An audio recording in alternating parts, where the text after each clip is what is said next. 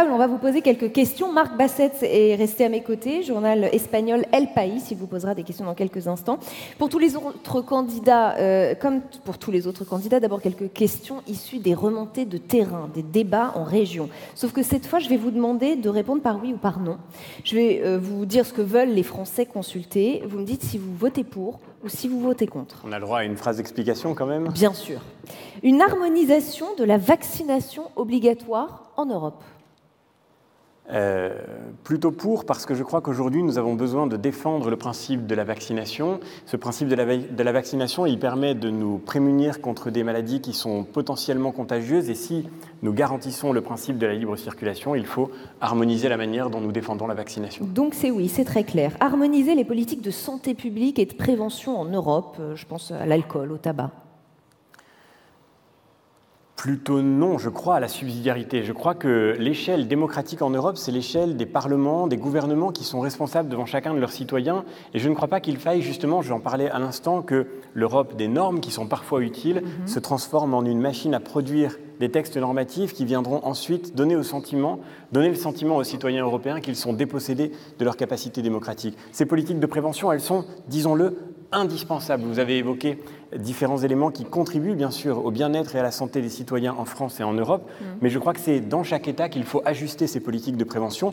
Culturellement, nous n'avons pas les mêmes références, les mêmes manières de construire la prévention, et il faut que ceci soit toujours ajusté donc, à la singularité des pays. Sur ce point, vous n'êtes pas trop d'accord avec les Français qui ont été consultés. Harmoniser les interdictions de pesticides dans toute l'Union. Pour, bien sûr. Il faut absolument qu'on défende, notamment dans le cadre de la politique agricole commune, une politique agricole qui soit vraiment commune, c'est-à-dire que les règles soient les mêmes pour tous.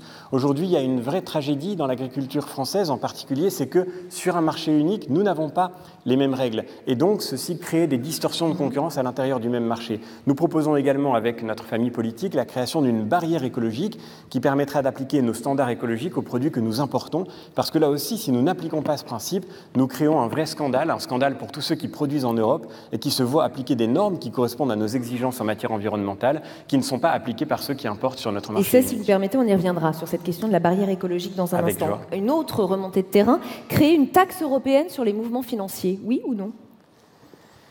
Ça fait partie des demandes des citoyens consultés. Alors il faut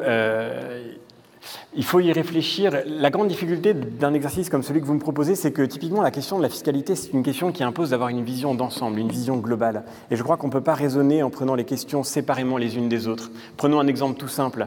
Je crois qu'il est bon d'avoir une fiscalité incitative pour permettre aux citoyens d'avoir les meilleures pratiques en matière environnementale. Et pourtant, au cas par cas, nous ne pouvions que nous opposer à la taxe carbone qui était prévue il y a quelques semaines, parce que dans le contexte où la France a la fiscalité la plus importante au monde, en tous les cas les prélèvements obligatoires les plus lourds, il est évidemment nécessaire de ne pas augmenter encore ces prélèvements qui pèsent sur le niveau de vie des Français. Si on remettait tout à plat, on pourrait penser les choses d'une manière un peu différente.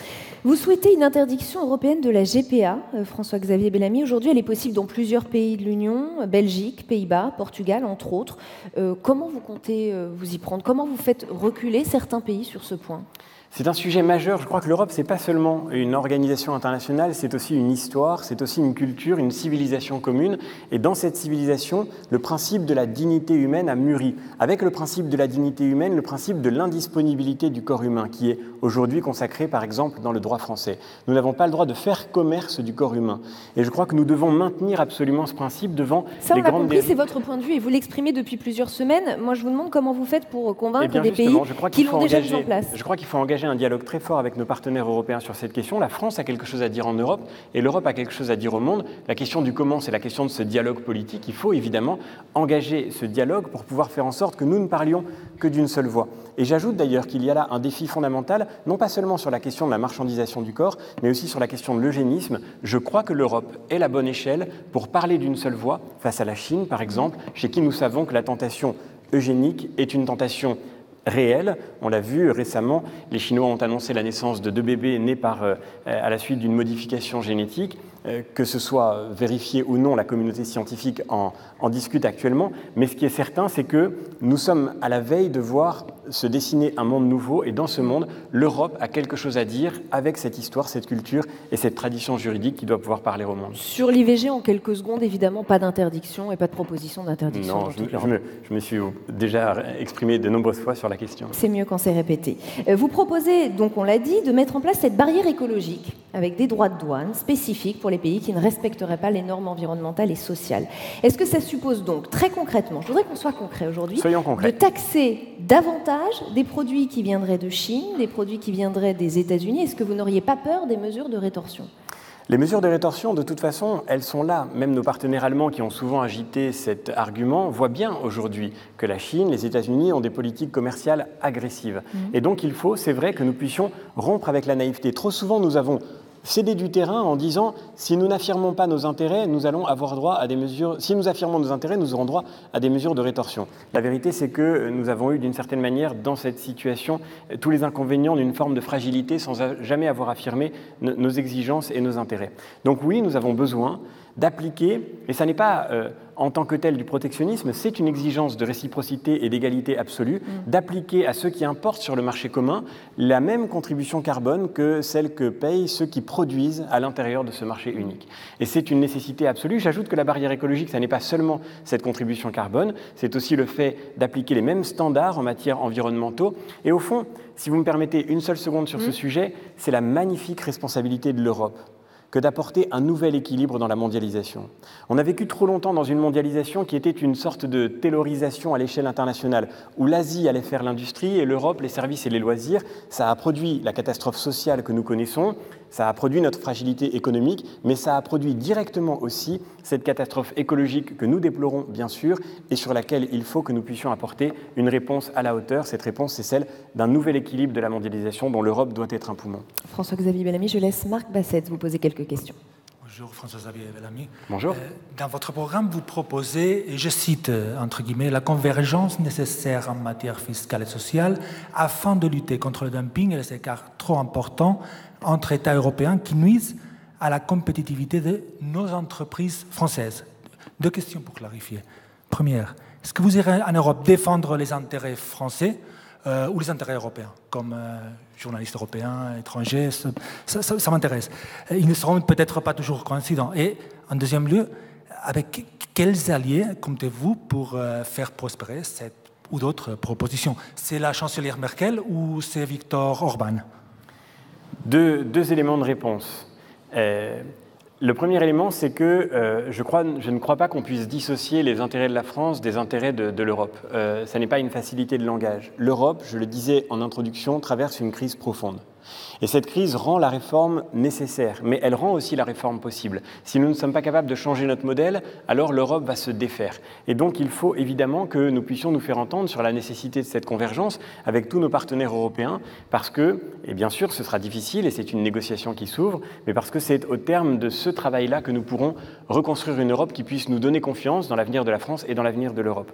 La deuxième chose, c'est que, évidemment, nous avons à construire un dialogue en Europe avec tous les partenaires européens sur ce sujet. Et bien sûr, je sais qu'il y a eu quelques rires dans la salle, mais bien sûr, il faut pouvoir échanger avec tous les pays européens, y compris, par exemple, avec Viktor Orban. Je ne crois pas qu'on fasse progresser la cause européenne en rentrant dans ce dialogue avec des clivages qui ne peuvent que la fracturer.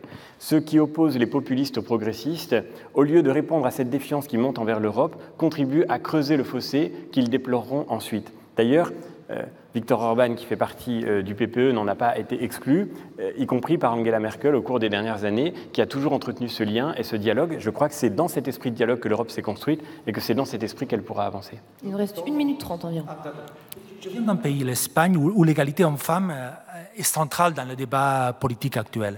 Je voudrais savoir que peut faire l'Europe pour améliorer les droits des femmes et l'égalité. L'Espagne vient d'adopter, par exemple, un congé de paternité de 8 semaines. En France, c'est 11 jours. Congé paternité, hein? Le paternité. Paternité, oui. Est-ce que la France... Vous parlez des droits des hommes, là. Et de l'égalité. Égalité homme-femme. Est-ce que la France devrait imiter l'Espagne? En quel d'autres domaines la France peut s'inspirer d'autres pays européens pour améliorer son modèle Et vous social. avez 1 minute pour répondre, je suis désolée. 1 minute pour répondre, simplement pour dire que oui, bien sûr, il faut faire progresser la cause de l'égalité entre les hommes et les femmes. Oui, bien sûr, l'Europe a un rôle à jouer pour cela, en s'appuyant sur ce que je disais à l'instant, sur l'histoire de cette civilisation qui, c'est vrai, a porté aussi dans l'histoire, de façon progressive et longue et lente, mais malgré tout de façon certaine, l'idée que l'égalité en dignité des hommes et des femmes était au cœur de notre culture.